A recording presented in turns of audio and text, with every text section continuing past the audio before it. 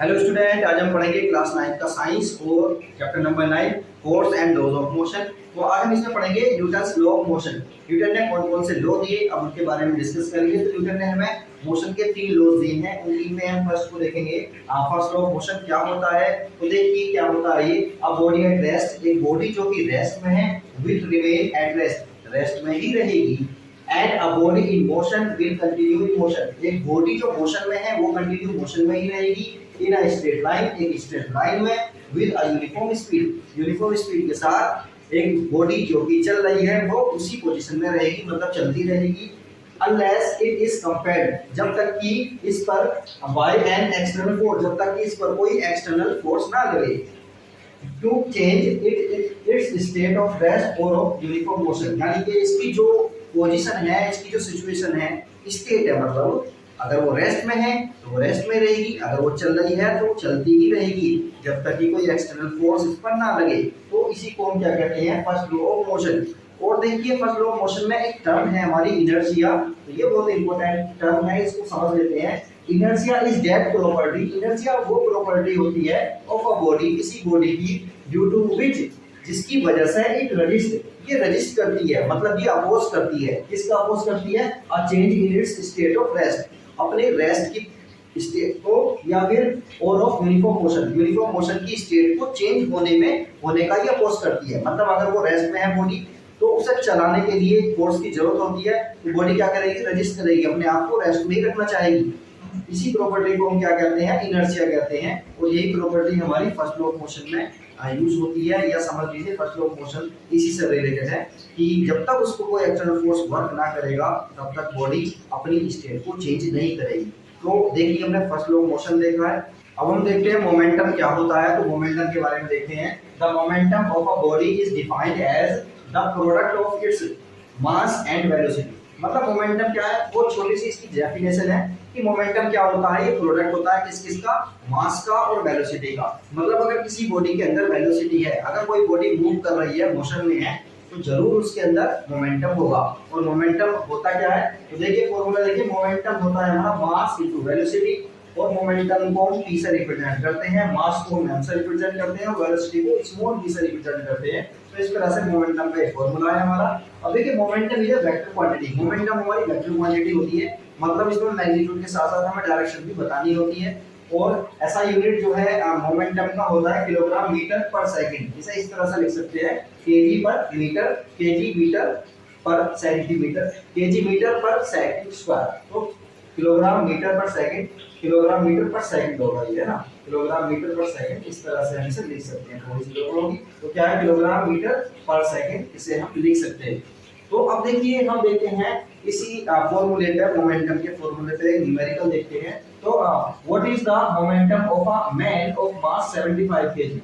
एक 75 केजी का एक मैन है, उसका हमें मोमेंटम बताना है when he walks with a uniform velocity of 2 metre per second. अगर वो 2 मीटर पर सेकंड की यूनिफॉर्म वेलोसिटी से चल रहा है तो उसका मोमेंटम कितना होगा। तो सबसे पहला काम क्या है हमारा, गिवन डेटा, गिवन डेटा हम लिख लेते हैं। मास है हमारा 75 केजी, जिसे हम m से रिप्रेजेंट कर रहे हैं, वेलोसिटी दी है हमारी 2 मीटर पर सेकंड। तो मोमेंटम का जो फॉर्मूला है हमारा, यही वाला फॉर्मूला हम अप्लाई करेंगे, तो p इक्वल होता है mv, और दोनों वैल्यूज को हम यहां पुट कर देंगे, दोनों की मल्टीप्लाई करेंगे, 150 आ जाएगा। तो मोमेंटम हमारा कितना है, 150 किलोग्राम मीटर पर सेकंड, ये हमारा इसका फाइनल आंसर आ जाएगा। तो अब आगे चलते हैं, हम आगे देखते हैं। तो अब हम देखेंगे न्यूटन साइकिल ऑफ मोशन क्या होता है। तो देखिए the rate of change of momentum of a body is directly proportional to the applied force। तो rate of change of momentum, momentum का जो रेट है जो चेंज हो रहा है वो डायरेक्टली प्रोपोर्शनल होता है किसके, वो फोर्स के प्रोपोर्शनल होता है। अब देखिए इसे किस तरह से लिख सकते हैं, फोर्स इक्वल है हमारा change in momentum upon time taken. तो फोर्स, ये प्रोपोर्शनलिटी का साइन है, F proportional mv, final momentum minus initial momentum upon time taken. तो यहां से हम m को कॉमन ले सकते हैं, ये हो जाएगा हमारा v - u अपॉन t। तो देखिए ये क्या चीज है, ये है हमारा एक्सीलरेशन, ये क्या है, change in velocity upon time, ये हमारा क्या बन जाता है, एक्सीलरेशन बन जाता है। तो इसे हम लिख सकते हैं इक्वल kma। तो इसका क्या मतलब है, यहां पर प्रोपोर्शनलिटी साइन हटाने के लिए क्या करते हैं, इक्वल का साइन लाते हैं और एक प्रोपोर्शनल ये कांस्टेंट लेकर आते हैं। तो देखिए ये हो जाएगा हमारा F इक्वल के एम ए। अब ध्यान से देखिए इधर SI यूनिट में के की वैल्यू हमारी 1 बन जाती है, SI यूनिट में के की वैल्यू 1 बन जाती है, तो फॉर्मूला हमारा बन गया F इक्वल एम ए। तो जो F equal M A formula आता है हमारा न्यूटन के सेकंड लॉ से आता है, और ये होता है हमारा force equal mass into acceleration. अब ध्यान से देखिए ये जो फोर्स है हमारा इसकी SI यूनिट होती है हमारी न्यूटन। तो अभी हम इस पे एक न्यूमेरिकल करेंगे, न्यूमेरिकल से हम समझेंगे कि इस फॉर्मूले को किस तरह से अप्लाई किया जाता है। अब हम इस पे जो हमने अभी ये देखा न्यूटन का सेकंड लॉ देखा, तो इस पर अब हम देखेंगे कि न्यूमेरिकल किस तरह से किया जाता है। तो देखिए what force would be needed to produce an acceleration of 4 metre per second square. क्या है ये 4 मीटर पर सेकंड है, 4 metre per second square in a ball of mass 6 kg।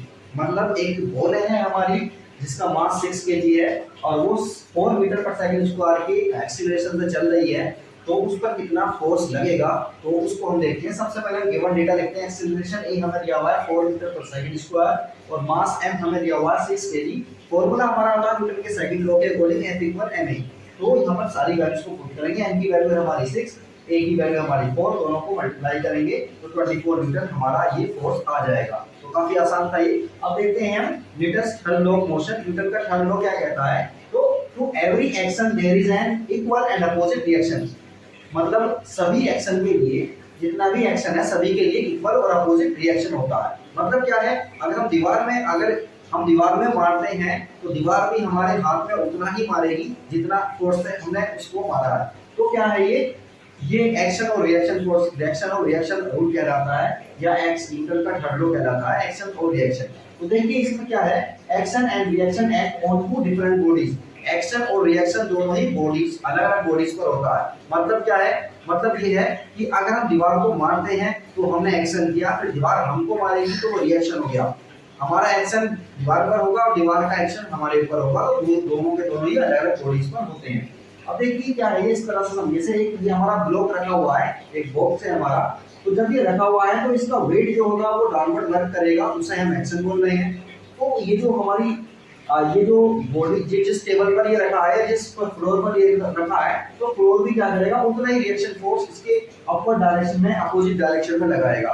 तो ये एक्शन हो गया, वो रिएक्शन हो गया हमारा। अब देखिए इसके कुछ एग्जांपल हैं। वॉकिंग मतलब जब हम चलते हैं तो हम जो है हम अपने पैर से फ्लोर पर एक रिएक्शन एक्शन फोर्स लगाते हैं, वो फ्लोर क्या करता है हमारे अपोजिट क्या करता है, एक रिएक्शन फोर्स लगाता है। इसी तरह से फ्लाइंग ऑफ जेट, जो एयरप्लेन वगैरह चलते हैं, एयरप्लेन वगैरह क्या करते हैं, इनसे जो जेट निकलती है वो क्या करेगी, वो एयर को पीछे की साइड को पुश करेगी और ये एयर क्या करेगी, एयरप्लेन को आगे की साइड को पुश करती है। इसी तरह से रिकॉइल ऑफ गन, जैसा कि गन से हम शूट करते हैं तो क्या होता है, गन पीछे की साइड को रिकॉइल करती है, पीछे की साइड को मतलब उसमें झटका लगता है। तो वो क्यों होता है, वो इसलिए लगता है क्योंकि वो एक्शन और रिएक्शन की वजह से लगता है। गोली जैसे आगे जाती है तो एक फोर्स पीछे की साइड को उसमें लगता है, उसे ही हम रिएक्शन बोलते हैं। तो इस तरह से न्यूटन का थर्ड लॉ भी हमारा कंप्लीट हो गया है। अब हम पढ़ेंगे कंजर्वेशन ऑफ मोमेंटम क्या होता है।